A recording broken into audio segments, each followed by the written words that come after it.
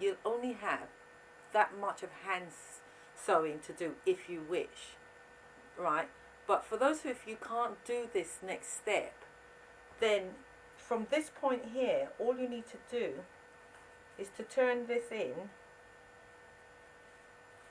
like that and hand stitch it all the way down. So you'll pin it, pin it, pin it, pin it, and then you can just hand stitch that if you find this next step difficult for you to do. But what I do now is I turn it inside out from here, and say from around there to there, I sew from the top to that bit there. And then I go back to the bottom and I sew from this bit here up to here, leaving a little bit of hole. Now this is just a little bit secret, that anytime there's a bagging out technique, when you see something you wonder how do they do it, it's a bagging out technique. This is it, bagging out technique. So the whole thing is completely done and we didn't do hardly any hand sewing. So now, in order to do what I'm going to tell you now, I've got that turn here. So if I hold it and go inside it and hold the top bit and turn it in,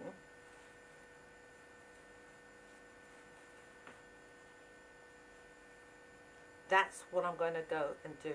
I'm going to go and stitch that down from there to there.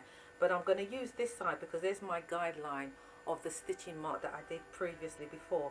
And that stitching line help it to be a nice perfect finish and no stitching is showing. So I'm going to go and stitch that and do that from there to there. And I do the same with the bottom. I bag it out from this same section only, and I leave a little hole and then I pull it back through. And I'm not going to pull it back through until I come back here. So now, I think that's the top and I think that's the bottom. So they're in that hole I told you about, the side of the jacket. So now what we're going to do is we're going to pull it through now, and then you'll see. So that's the sleeve. That's that bit, the top bit.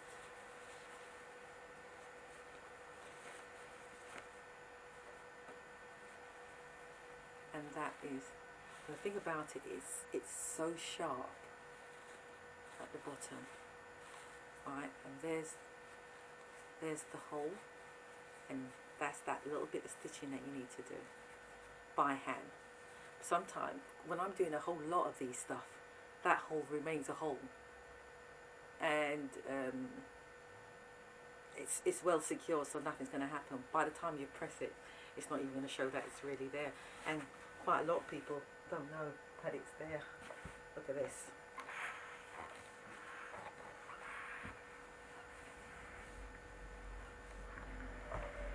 And quite honestly, I don't stitch it up, leave it. So does manufacture. Right, so there's the jacket. The jacket is actually finished. Now all I've got to do is do the buttonholes and go and put some buttons on it. I'll tell you what. There's that side seam. Let me iron that. Can you see the continuation? It's nice and finished. That's nice and sharp. And that helps, that technique as well helps the fact the lining stop rolling over at the sleeve.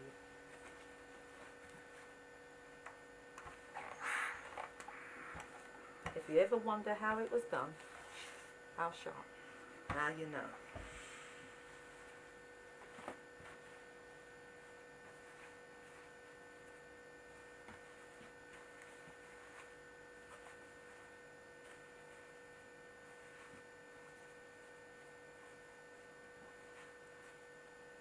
Finish. So I'm going to now do the buttonhole, put a button on, and then you'll see the end on my dummy. But for those of you who didn't top stitch, who's not going to top stitch the inside, because you can't see it on this side, on the sleeve, you can't see it, but the top stitching is there. I know it's black cotton and it's difficult to see. There's a top stitching right there, and it stops it from rolling over, which I didn't do to that side. But there's things you can do. You can do a top stitch all the way round if you wish, but if I was you, I wouldn't, because it will cheapen your garment. Okay, so there we have it. So now I'm going to do the buttonhole. Now you don't need to see me do the buttonhole because I've already done a video on buttonholes already. So I'm just going to do the buttonholes and then I'll show you the end result of the whole thing finished. Right, so now I have come to the end of my show and I hope you've enjoyed watching it. What you should have learned today is how to use up your scrap fabric. As I said in the beginning, I made over around 27 of these jackets, and I've got quite a lot of scrap. And the reason why I've got a lot of scrap as well is because when I made the jackets originally, I focused on having a certain pattern at the front of the jacket and a certain pattern at the back of the jacket, whereby there was 2 of these stars at the back. So I had quite a lot of waste fabric. And this normally happens when you're trying to be perfect or, match mirror image. Still, in my scraps, I've still managed mirror image. I've still got the patterns here, and I've still got mirror image here, and I've also got mirror image at the back. So even though this is made of scrap, and there's quite a lot of joinings in it than usual, we've got a joining down the back, which this pattern originally didn't. But hey, men have joinings at the back and women have zips at the back, so there's no rules that says you can't have a joining at the back. And here's our 2 darts. We've got extra joining here because we've got extra fabric, because it wasn't enough fabric to do this in one cut. But nobody will know the difference, so it's just another style that you've created. We've got an extra joining here as well, which doesn't belong there, as well as the seam allowance. So we've got all that. We've got the 2 darts are still there. Now, as I said, this folds here because the lady's quite large.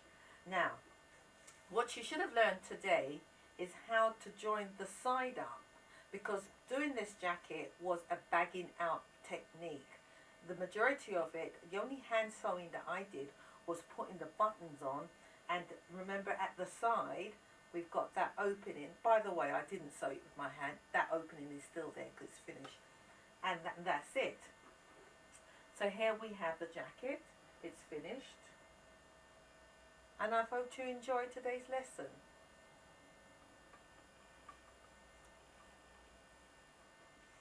As I said, please feel free to phone me. My telephone number is 01737 55 3906. The company is Biz Swags.